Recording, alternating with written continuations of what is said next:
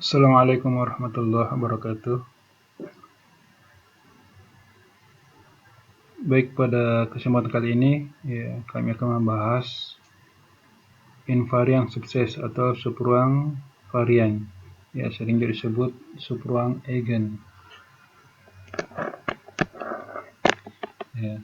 Subruang eigen adalah subruang dari ruang vektor sedemikian rupa sehingga jika kita mengambil vektor manapun dari subruang tersebut dan menerapkan transformasi linear, dikalikan dengan matriks A, maka vektor hasilnya masih berada di ruang yang sama.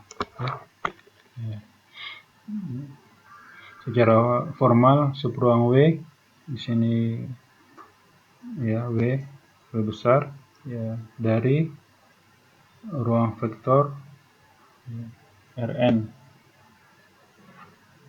di mana setiap unsur-unsur pada ruang vektor ini diambil dari bilangan real.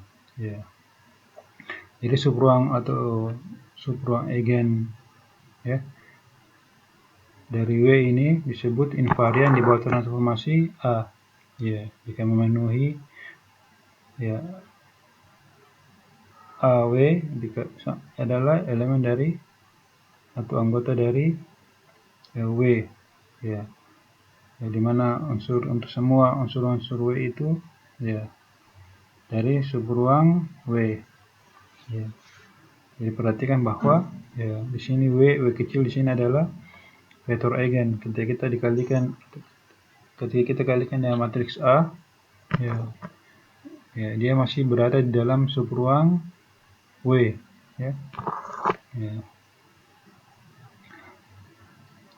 Subruang yang direntang atau diperpanjang oleh sebuah atau satu eigenvektor adalah subruang invarian, invarian satu dimensi.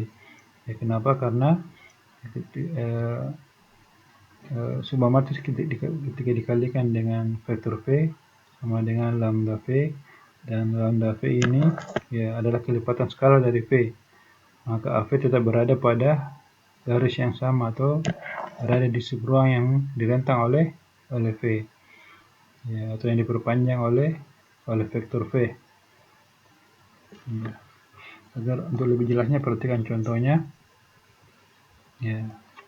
Ada matriks A dengan unsur-unsur 1, 4, 0, 2. Jika W adalah subruang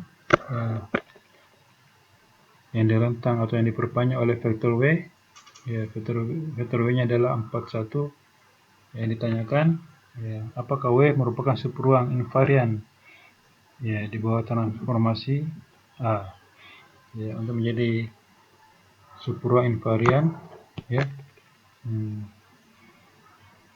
maka hasil transformasi dari AW, matriks A dengan vektor W, harus tetap berada di subruang W. Artinya hasil perkaliannya itu merupakan kelipatan skalar dari W, dari vektor W. Kita hitung dulu, perkalian dari matriks A dengan vektor W, diperoleh 8, 2. Kalau kita cek bahwa 82 ini merupakan kelipatan dari W, dari vektor W. Kita keluarkan angka 2 itu, maka diperoleh 2 kali vektor W. Maka kesimpulannya W adalah subruang, karena AW hanya memperpanjang W sebanyak 2 kali. Artinya nilai eigennya adalah 2. Dan tetap berada pada garis yang sama, subruang yang direntang oleh W, di mana vektor W ternyata adalah vektor eigen dengan lambda atau nilai eigen sebesar 2. Jadi diperhatikan baik-baik bahwa ya subruang eigen ya ketika kita ya mengambil vektor manapun dari subruang tersebut ya dan menerapkan